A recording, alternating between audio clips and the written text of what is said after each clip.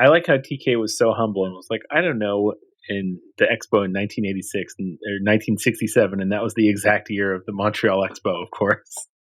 Okay, well, I was not certain. The neurons in this head, sometimes they work and sometimes they don't.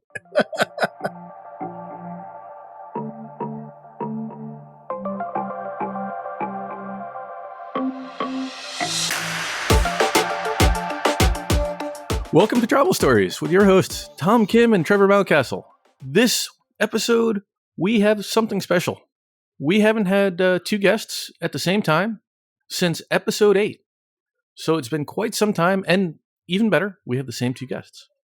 Geoff, Joey, welcome back to the pod. Welcome, Hello, welcome. everyone. Hey, everyone. Thanks for having us. So we've tried to do trips from time to time, and unfortunately, it's been a while since we've been able to get a semi-epic one.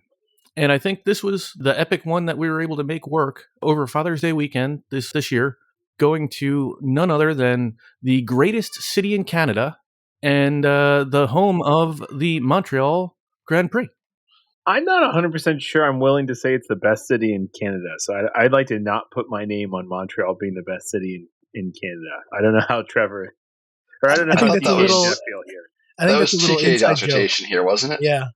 I think it is my favorite city in Canada. I've spent a lot of time in Montreal, and I like visiting it. And I like the restaurants there. I like the city.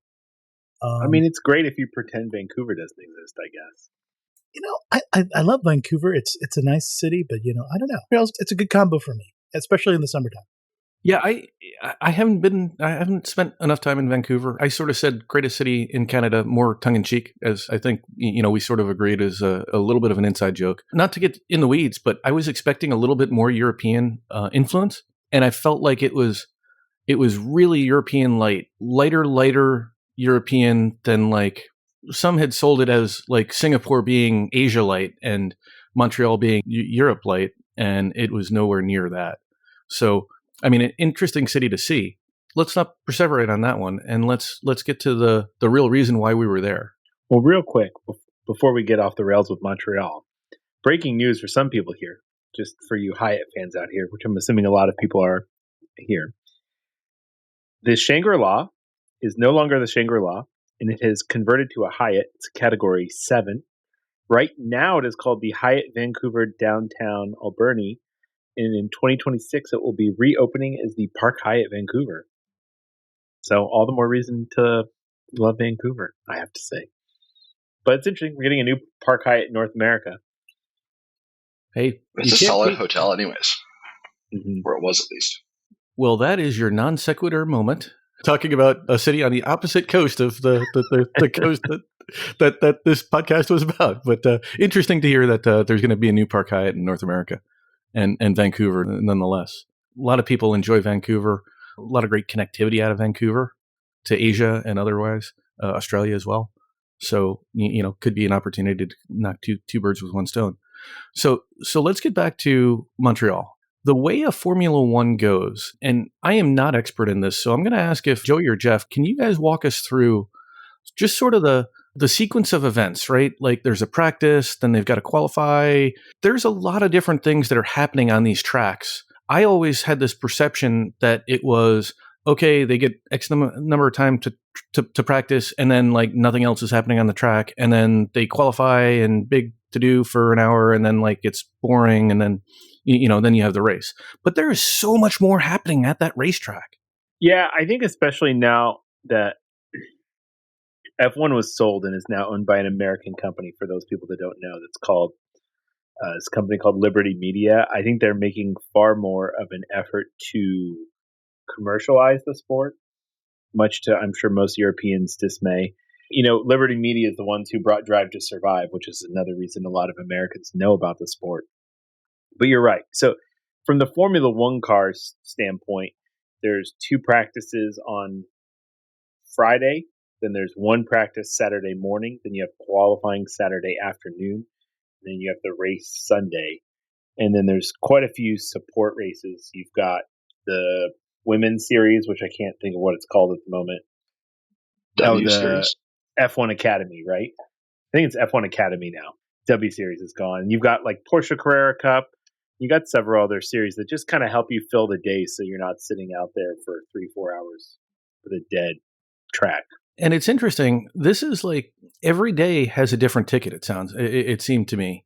And if you want to sort of have a cool experience for practices or qualifying, you can pay up for that, sort of bougier experience, maybe a better view, maybe drinks, maybe some food. And then maybe you can go a little bit cheaper for the actual race if you're trying to be economical. But it sounds to me like there's a lot of different levels, so to speak. You want to talk a little bit more about that? I feel like you guys have done a fair bit on the different ticket styles. Yeah, I think that's probably more of a me thing, just being comfortable with tickets and rolling dice a little bit. Generally, if you're not a diehard F1 fan, I think the best thing you could do anywhere you go to F1 is go on Friday or go on Saturday and buy the nicest ticket you can afford. And then generally, you can buy a $300-$400 ticket on Saturday that'll probably be in hospitality with nice food. Now, this doesn't count for U.S. races, but anywhere outside the U.S., generally, that's the price you can walk in. That same ticket, for example, on Sunday would be like $1,000, $2,000.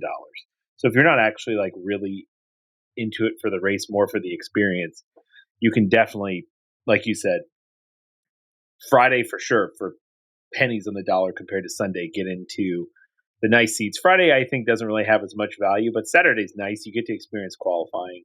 All the cars are out on the track at the same time. You guys came right on Saturday, so you got to experience that. You described Trevor and I exactly, so we did exactly that. Exactly. Yeah. I'm assuming a lot of the listeners too, right, are not going to be diehard F1 fans. I do think it's a cool experience for everyone to go see. I actually think Montreal logistically is probably one of my favorite tracks I've been to, and I've been to 8 or 10 races now. Montreal's unique where you're on the island and you feel kind of far, but you're still really close to the city. And I think Geoff's also been to some different races, so he could speak on how he feels, I guess, about logistics-wise getting to the track. Yeah, I was surprised. I thought it was going to be a bit of a nightmare in Montreal being on the island, but they really got a system in place for both buses, cars, or taxis, the subway, even the ferry to get back and forth that worked pretty smoothly. I mean, we took pretty much every method of transportation over the course of 3 days, and even walking, there wasn't a whole lot of difference getting back and forth. To your point, Trevor, it's nice. There's a variety of access options. Even not going into Joey's world of buying individual tickets and getting complicated in that aspect, but just walk up box office, everything from general admission to, $20,000, $30,000, $40,000 for the weekend. It's kind of, you can have any experience you like at an F1 race and curate it to your desires or your budget. And then with a little bit of extra effort or thought, like Joey said, you can piecemeal your individual day tickets and you can really have a great experience for one day just to experience kind of the real high life show, and then just hang out with GA and hang out with fans and do whatever on race day for a lot less. So well said. So let's dive into this specific experience. So I missed Friday, but I think Tom, you might have gotten up there on Friday, and I know Joey and Geoff, you guys were there. Walk us through your experience on Friday for practice day. I arrived on Friday, but I didn't make it to the track. I just met up with these guys for dinner that night. And then just did a little bit of wandering in the city prior to that. But Geoff and Joey talk about their experience. Yeah, so I had the most convoluted probably way of getting there. I found 15K American Airlines based into Toronto. So I took that in business class, and then I spent the night at the JVD Hotel in Toronto, which is pretty decent. I would stay at the Park Hyatt given the choice again, but the JVD was nice, and it's in the same little neighborhood. It was less points. And then the next morning, I finally got to fly to Billy Bishop, which was very exciting. And I took an Air Canada Q400 to Montreal, and then hoofed it in a taxi cab from there to the Hyatt Place, where we had our lovely accommodations. If you are going for F1, I think the Hyatt Place still even had space the week of the race, which I thought was crazy. And they were asking 900 Canadian a night at the time, and it was just available on regular point. I mean, we all managed to get rooms, right? Pretty easily. So yeah, I think it was a 3-night minimum was the one challenge that I had, but TK and I bunked up, and that worked out well. Thank you, by the way. It's a great location too. You're though. welcome. It felt very convenient. Yeah. Yeah, I mean, obviously not the most glamorous hotel or, but from a cost per point redemption, it was great. And I don't think I couldn't find any Hilton, Marriott. There's really no other point options anywhere available in the city. About 9 months out, the Centric also had some space, but by the time we actually got around to planning this, it was full. But I think the first day, Geoff and I walked out of the hotel. You go a block over. We hopped on the subway, took the subway to the track. Yeah, just kind of hung out for the day. We were in hospitality on Friday, which was okay. And to be honest, I actually liked our seats on Saturday the most. It didn't have hospitality that we're supposed to, but a whole nother story for another day. But the seats You that mean we actually sat. hospitality? So you mean when you say hospitality, that means it comes with food, right? Food and drink. Where our grandstand was, in front of the grandstand is the start-finish line. So when you go by in the race, you see all those big tents. There's really just tables with hospitality is essentially like not seats. You kind of just have like tables, or imagine like a really corny convention at like a DoubleTree just hanging over the track, which the downside is there's no seats, like no seating, and everyone's on the same level. So like when the race starts, everyone just kind of stands up and you're like, oh, can I see? Or you got to like fight your way in and like hang out at the side for the day, which if we were paying full price for hospitality for the weekend, I would have been pretty annoyed. We ended up getting some pretty cheap tickets. But we got to ride on the pontoon boats all day long. We did get to ride on a pontoon boat, but I mean, we got over 50% off sticker on hospitality. So hard to be that upset. But I mean, if we had paid retail for those, I could see being a little annoying. The food and beverage was fine. Geoff might remember what they had wine and beer wise, but like they catered all the food from the Fairmont in Montreal. It was okay, but it was nothing I would like go out of my way to eat for sure. It was definitely better than many other races, I will say, as far as F&B, both selection and quality, at least compared to other F1 races I've been in hospitality in. But it's nice, or it's upper mid-range wedding food. It's nothing that's going to really blow you away. I was going to mention that the racetrack, I thought the environment itself was very nice. It's on this island, I guess, that at some point, I forget when it was, 1967. I don't know when the Montreal's World Fair was, but a lot of the buildings from that expo or World's Fair are still there and are part of kind of the environment. And it's a nice park, that to visit Montreal when there is an F1, and it kind of added, I thought, a little bit to the race to have such kind of a pretty environment. And it was actually pretty cool. As we were walking by, I think you were commenting about that, and there was an older gent that said that he had come to the World's Fair when he was a kid, as we're like walking away from on qualifying day. And it was just one of those things that felt to me like it just really hammered home. And not to distract from the point, but after Tom, you and I left here, we went to the Osaka World Expo. And so it just felt like there was just a little bit of a connection, a thread, of the a thread of the two cities. I like how TK was so humble and was like, I don't know, in the Expo in 1986 or 1967, and that was the exact year of the Montreal Expo, of course. Okay, well, I was not certain. The neurons in this head, sometimes they work and sometimes they don't. The interesting thing is that humongous ball that you saw that we walked by a couple times that looks like the Epcot Center ball. I guess I remember looking it up when we were bored. I was flying home later. That was actually the U.S. Pavilion. Oh, it was? Okay. World's Fair, yeah. And it had a big monorail. Geodesic dome. Mm-hmm. I think it's like some sort of like environmental museum, zoo kind of thing now. I was going to say, I think it's part of the zoo. I didn't even know they had a zoo on that island. Yeah, They must not have been happy. Those animals must not have been happy with the F1 race. I think it's more like a kind of like a aquarium, environmental kind of ecosphere kind of thing. So it's not exactly a zoo. Yeah, right. I think that thing is technically called a biosphere now, right? Yeah. Okay, so let's get back to this. So practice day, hospitality suite, not the most amazing, it sounded like. I got there late on Saturday for qualifying, not by choice. I had one of those fun experiences flying where you have to literally use every tool you have in the toolbox to get where you need to go. It included having to having to go originally starting at like 5 a.m. at Reagan and then having to hop a Uber at no notice to get over to Dulles. I'm glad you got it out of your system. I didn't have to experience it with you. Yeah. Because it was a guy's trip, of course, there was going to be, some sort of a challenge. I think I took the pain for everybody. But you guys had been able to start the day right at the racetrack for qualifying day. So walk us through that, because I think I only made it for the last bit of it. I think I made qualifying, but there was, I suppose, a lot of other stuff that happened before. I'm curious to hear your perspective, TK, as your first F1 journey. I didn't know what to expect. Again, I was kind of impressed with the environment. I thought our trip out there was pretty seamless. I think, if I remember correctly, didn't we take an Uber to the area where the shuttle buses were? And Correct. So we did a little bit of a wait there. Not too bad. I thought it was pretty reasonable.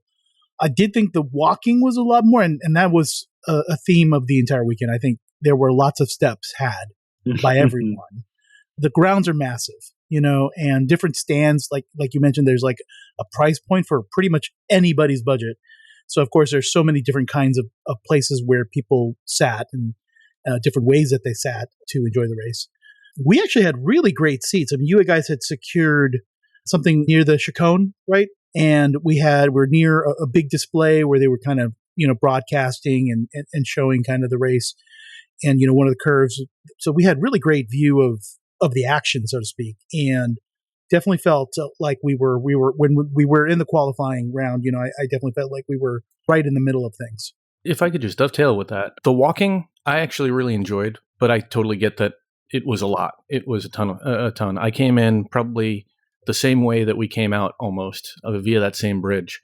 The seats that we had, I was really impressed with, because last time I just been to a race, I'd been to Daytona 500, and like you could just walk in for practice rounds way back in the day. I don't know if that's still the way. I feel like they've monetized that so much more now, but we're talking like 20 years ago. The seats that you guys had for us, number one, you have that curve. Is that what is called a chicane? I mean, it effectively felt like you had a little bit of that curve, and then you're doing almost like a 270. Am I wrong? I'm seeing odd looks at your guys' face, whether the turn has a specific name. But while you're trying to figure out how to answer me there, the thing I thought was really interesting is that here you are. Number one, you're undercover, so you're not in the sun. Number two, you've got this big screen and a speaker that you can actually understand. And I don't hear as well as most people, just from years and years of loud noises. And so to be able to watch the qualifying on the screen, and then to be able to see them come right by us, for me, felt like a multimedia experience, like, both with my own eyes and being able to see on the screen. And I don't know if that's standard with everybody. It looked like, looking at the other side, they had much smaller screens, and I don't feel like you get the same experience. But be curious to get your guys' opinion. Am I giving it more credit than it's worth, or was that about as good as it gets? They're pretty good seats. I forget the name of the grandstand we were in, Joey, but you're on the inside of the track, inside the kink on the start-finish straight. And so you're looking right at the turn 1 and 2 kind of complex, which is like a left and a long right. And I don't recall if it's got a name or not, but the view from there is probably about as good as it gets at that track. And it's probably one of the better grandstands in F1, at least from the half dozen or so races I've been to. The shade is really nice. It's the only grandstand at the track with permanent shade. So that's a huge benefit, I thought. And then, like Joey mentioned earlier, compared to hospitality on Friday, especially in Montreal, because the main straight, the start-finish line, has a kink in the straight, you really don't see a lot of the action in the first corner from the suites. Whereas the seats that we were in, like TK said, with the view and qualifying, they're right in front of you. Everything's happening right there. Yeah, they have to slow down for that S curve, which I think is a chicane, right? It is a chicane. It's called the Senna S. And yeah, it's called the Platine Grandstand. And I would say if I ever went back, that is 100% where I would stay, if you could find some great seats there. And those are some of the only padded seats. And it's the only seats with shade. And it's one of the only seats with television there. So it's definitely worth paying a little premium. I think the one downside is they don't have private bathrooms, which in hospitality, we had private bathrooms, which were next door. But there, it was like you had to walk 15 minutes to go pee, which I found very annoying as a person with a small bladder. And the lines were not exactly short. Yes. And so I looked it up for you, Trevor.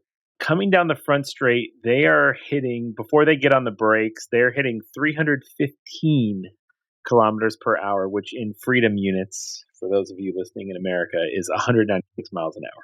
That's pretty incredible. Thank you for the conversion. Yeah, No problem. I'm going to segue not on the speed, but I'm going to segue on the facilities.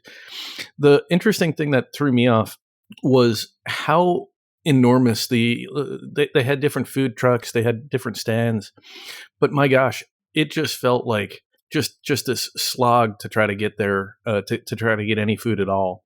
I mean, I could totally see enjoying that hospitality experience, even if it's, kind of mid-grade wedding food, over having to kind of stand in line and everything. I mean, I felt like at one point we got down to that little lake and we were trying to figure out what line was for food, what line was for the wine, and they just intermingled and you just couldn't tell much. It was a scrum. Although the food was pretty good. It was definitely good. Felt like a scrum. And the other interesting thing was they were okay with you bringing in some of your own beverages. Like we had brought in some of I brought in my Diet Coke. You guys brought in some Perrier. I had brought in some food as well to kind of tide me over for the majority of the morning. And then, of course, unfortunately, when they're not racing around the track, that's when everybody is seeking out stuff, including bathrooms and facilities and, lines for food. And they were quite long and quite unorganized. So I went in line for one of the food trucks that were around the lake area, and I felt like I was in line probably a good half hour, maybe. At least that's what it felt like. So, but I was very happy with the food I got, and I thought it was not like super overpriced. It wasn't like Las Vegas strip prices. It was, and it probably also helped that, it was in Canadian dollars and not US dollars. But I enjoyed my, box of wings that I bought, and I think I got you some sort of chicken sandwich or something, and it was reasonably nice. Not ridiculous. After the travel day I had, that was probably the best chicken sandwich of my life. I'm just going to say,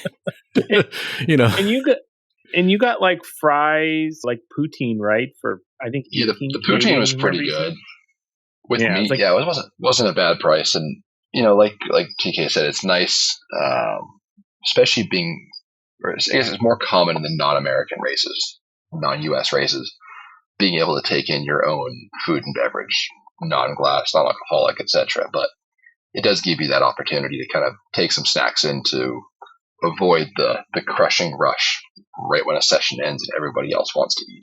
And that's an experience you've had.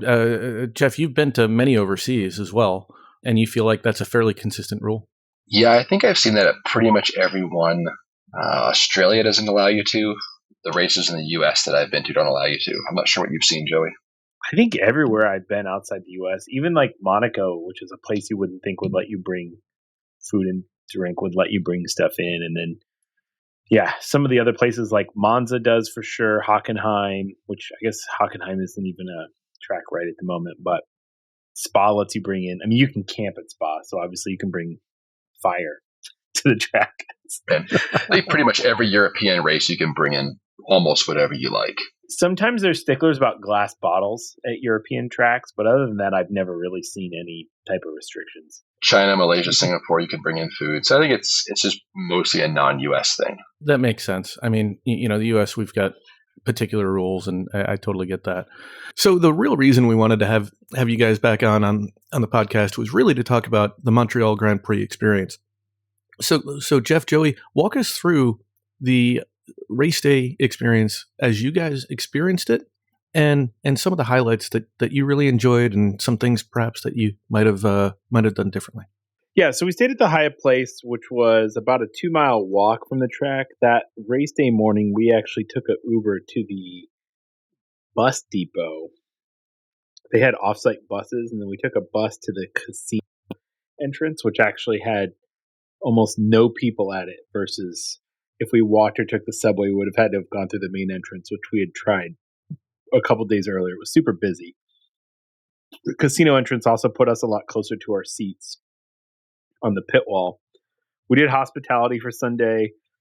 Some basic food from the Fairmont, but I think we mentioned going back earlier too, like I actually like the seats we had with Trevor and Kay on Saturday in the PS Piastri Grandstand, I want to say. That might not be correct, but it's something very close to that. It's right next to the Piastri Grandstand. The Platine Grandstand. Oh, Platine. There we go. And that's like covered seats. You have a big screen. Hospitality was also pretty nice. Race got started around 1 p.m. local time. I think we went into the venue around 9:30, 10 o'clock. Got settled in. Yeah. And then it was a pretty decent race. It was somewhat uneventful. And then the two McLaren cars at the end crashed into each other right in front of our face. So that was a pretty race, which normally teammates aren't allowed to race each other. So that's a unique circumstance that happened. Kind of shook up the race. It was pretty good. Otherwise, kind of an uneventful race.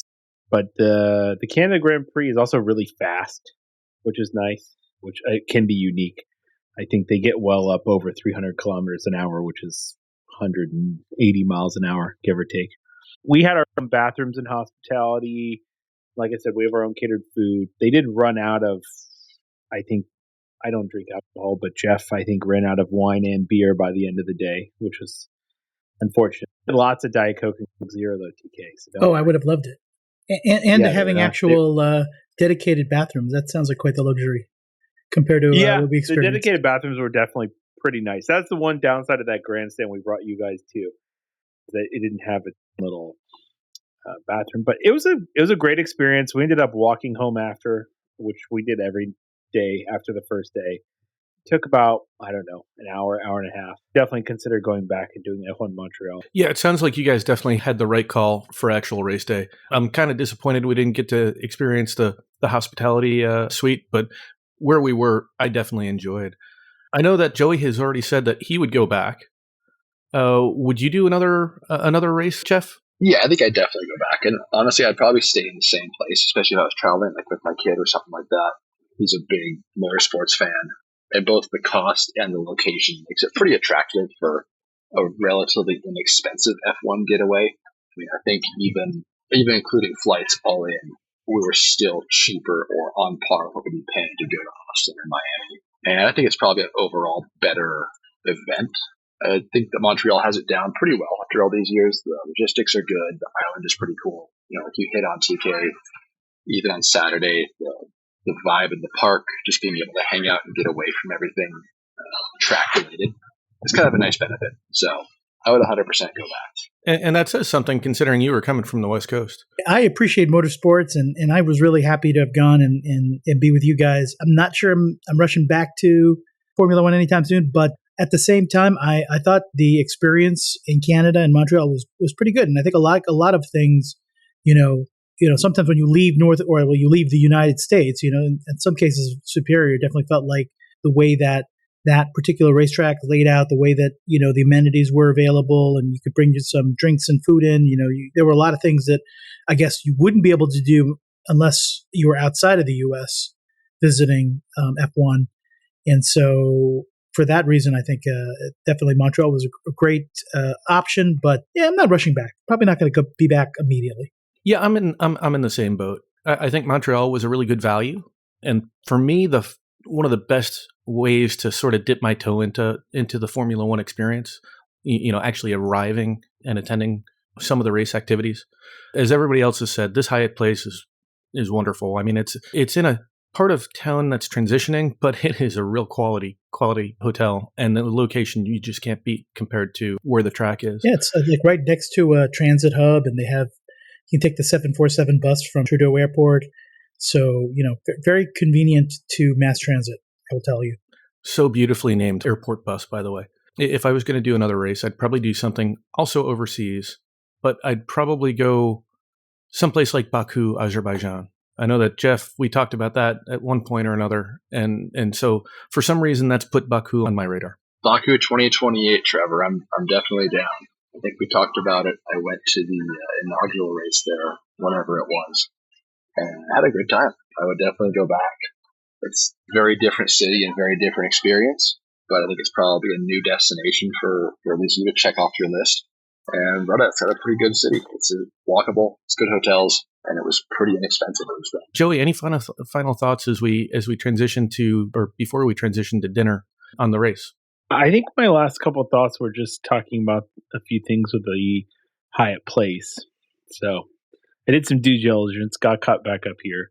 It's 12,000 points a night. There's 2 queen beds available seemingly year round. I don't know if they just have enough rooms. Max my point, they're showing 91% redemption available for pretty much 2 queen rooms, which I would essentially consider, most of the year.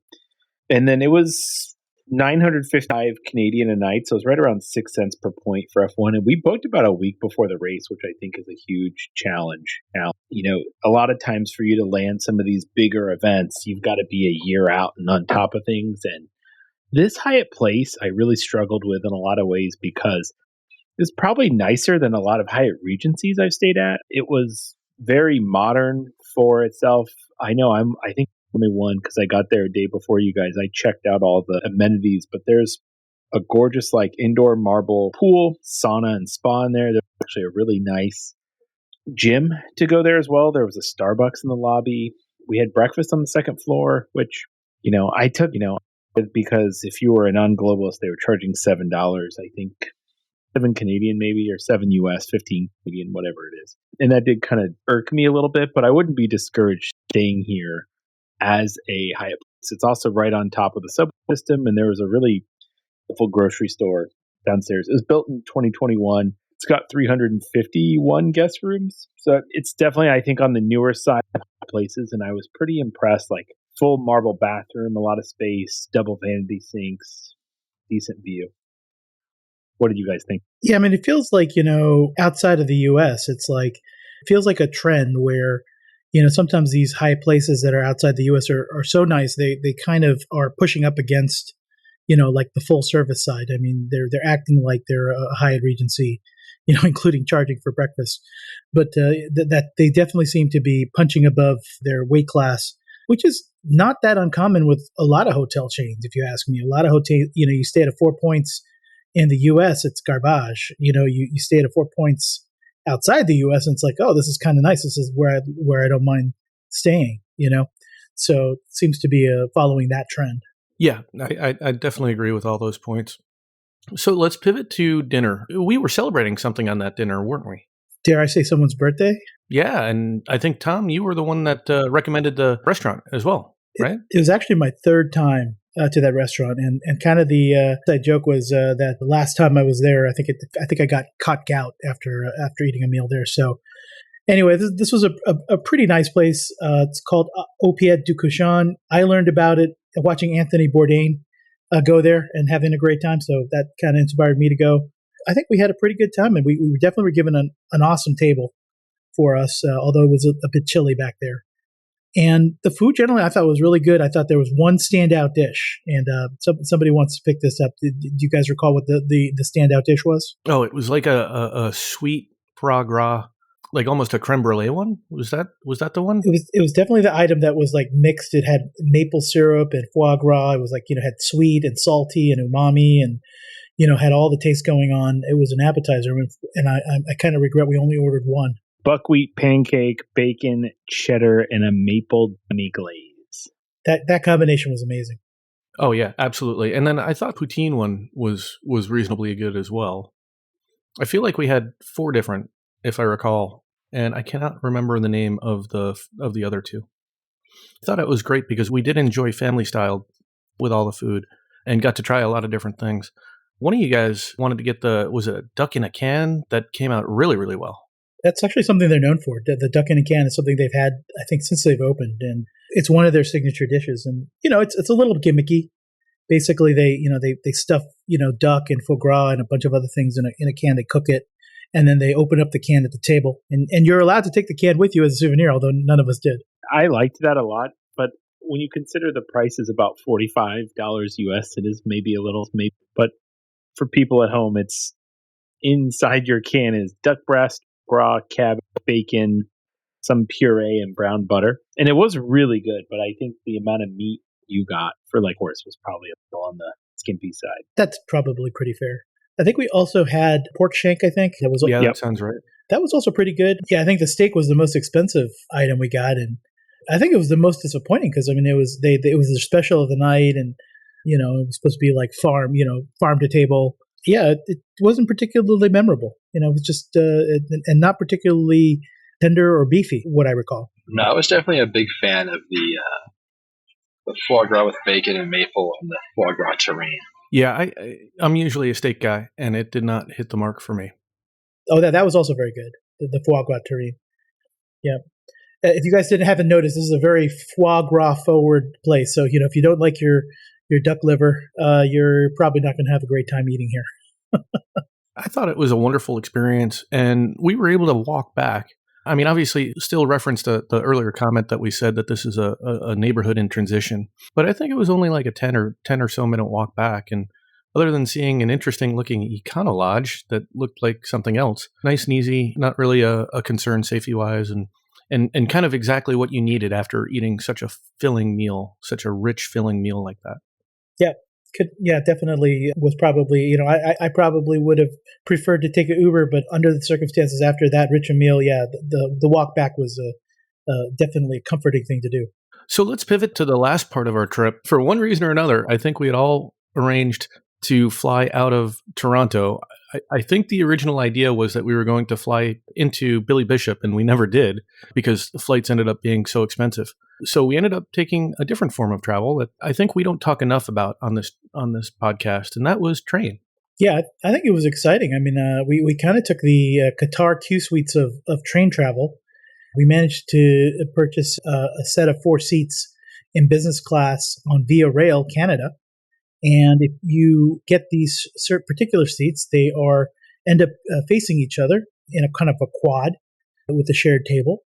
And it's kind of a cool, intimate place to spend a couple hours.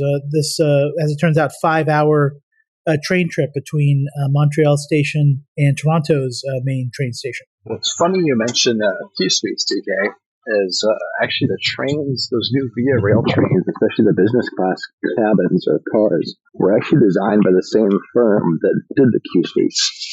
So kind of a cool little Easter egg. That would make a lot of sense, and they definitely have just as much style, I think, as Qatar Airways has. Just these happen to be terrestrial.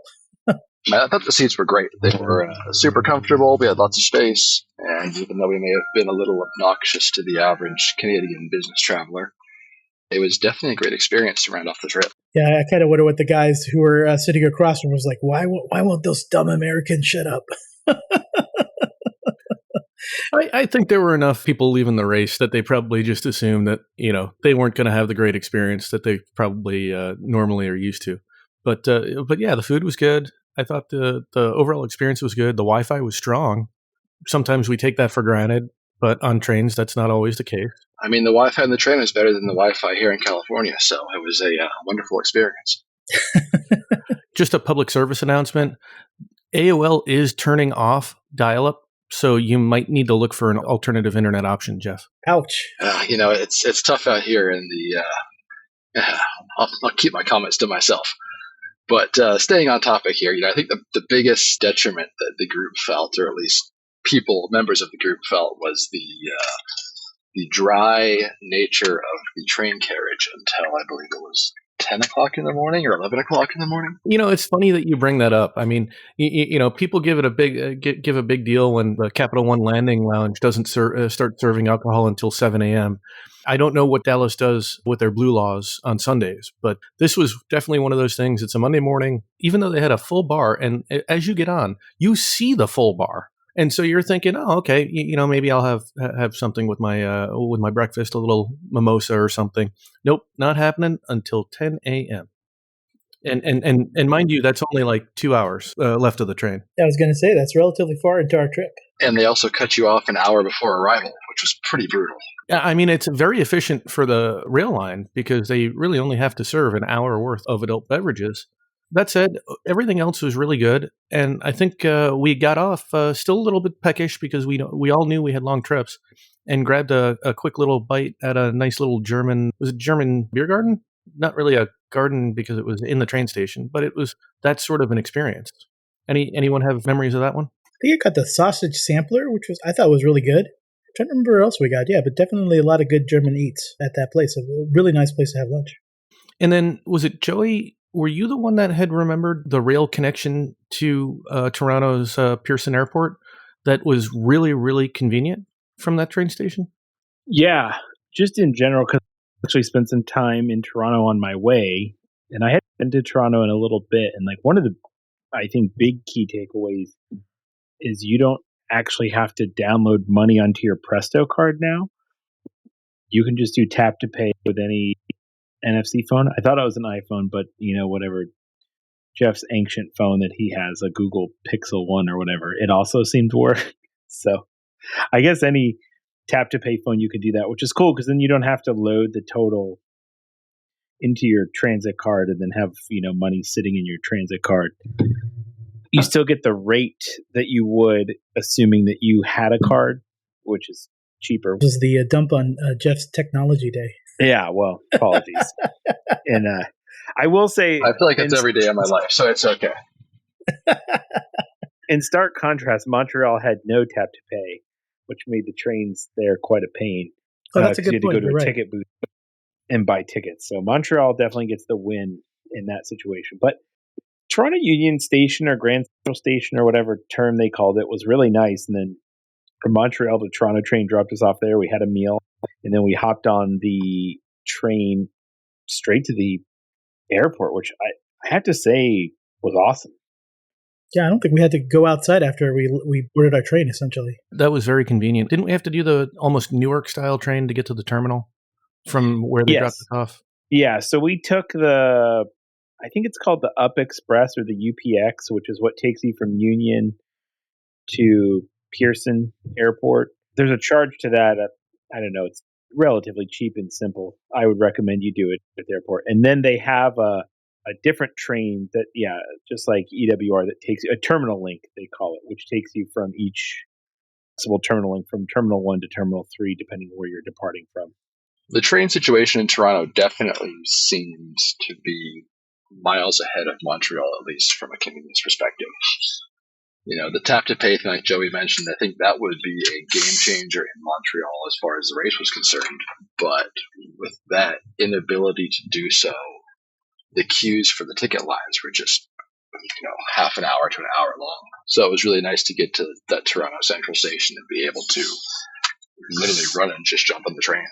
Yeah, I think compared to what we're used to, like hopping on a train from, let's say, downtown or a train station in downtown, let's say, New York or downtown DC, and trying to get to, like, let's say, Dulles Airport from Union Station, DC, or getting from Penn Station and getting to, like, JFK, Toronto is 10 times easier than either of those transits. By the time we got to Toronto, we all got through security one way or another. I won't say anything about who might have been a little bit slower than another, but we all were able to get into the American Lounge. It's nothing amazing. It is on the past global entry and everything, and it is a comfortable place to rest and compare versions of Diet Coke, I think, from the machine. Joey and Tom and and we did have. I think we were trying out the diet root beer, if I remember. Yeah, they had a freestyle machine, which the lounge is very small, and if we had arrived 10 minutes later, we wouldn't have had a place to sit. However,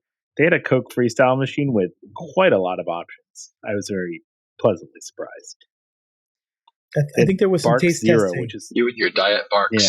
Yeah. Yeah, they had Diet Barks, which Bark Zero, not Diet Barks, Bark Zero, which is impossible to find in the United States. In high demand. For good reason. For good reason. I think that's sort of where we finished the trip. We all went our own separate ways. I know that Tom and I talked about our experience on another episode that I can't remember if we published yet or not. I think we did. I will throw a PSA out there for the listeners. You mentioned the struggles at Toronto security for some of us. If you are flying on the wonderful airline of Canada, be Porter Southwest, be sure you bring your global entry card. For some reason, do not recognize global entry for security and fast pass purposes without the card. Whereas I believe you guys flying American and whoever else had zero issues. So even with pre-check numbers and validation and all that good stuff, Porter wanted to see the physical card. Wow. Although that's not the first time I think having a global entry card while you're in Canada has been a good thing. So I guess it is usually suggested, especially if you're driving across the border. They can't just see the global entry CBP sticker in the back of your passport, and that's not enough for them. I think having the card is. I don't have a sticker, but Probably the right thing to do is to have the card in general as a general rule of thumb. This is the first time I've actually been caught out and had dramas because of it. Trevor, I don't want to point out the obvious here or, throw stones, but there's a theme in this episode of one person having a lot of trouble. I'm taking a different memory or note from this, and I'm going to have to hunt down where the heck my global entry card is. My wife is smart enough to carry hers and our daughter's global entry cards, and that in fact has actually been very helpful because my daughter got her passport at 3 or 4 weeks old, and so she looks nothing like her picture, as one would expect. And so the biometrics, it takes we'll go a couple of times, the biometrics updates, and then it won't work, and then it will, then it won't. Great recommendation regardless on global entry cards. And we won't give Geoff too much hard of a time on the other travel challenges. So any final thoughts on our first international guys trip in, it must have been 6 years? 7 years? Too long. Too long between trips, man. Yeah, we got to do something sooner. We absolutely have to. And we've got to be more epic. We got to be more epic. We set the bar kind of high. That's the only problem. I was going to say, I appreciate, your fault, right? I really do appreciate you guys slumming it in Canada with me because, I know your preference would have been 24 hours in Bali and then 6 hours in Jakarta. Return into Doha. So I thank you for staying in Canada for 3 days with me. Well, we did find those really good airfares out of Montreal to, I think, was it to Bangkok and also to Denpasar, Bali in business class on Qatar? We had found some pretty decent airfares. So, I mean, we committed to Montreal. We were just, a little bit more open on whether or not we were going to stay in Montreal. But happy we did. I think it was a great experience, and I don't think I'd want to go to a F1 race with anyone else but you guys. I mean, who else would I want to share, my time in Canada's best city, Oh, the best city of them all. Up north. Had to get that in there at the end. Huh? Well, hopefully we'll do it next time, but we'll be able to do the real Q suites and have the quad. That's something I haven't been able to fly, with 3 other guests on Qatar Airways. So maybe that'll be something we do next time. Definitely a goal. Definitely a goal. I look forward to it. I will definitely say that guys trips once you have families becomes a lot more valuable. So it was much appreciated to reconnect. Yeah, such a great time. Totally agree.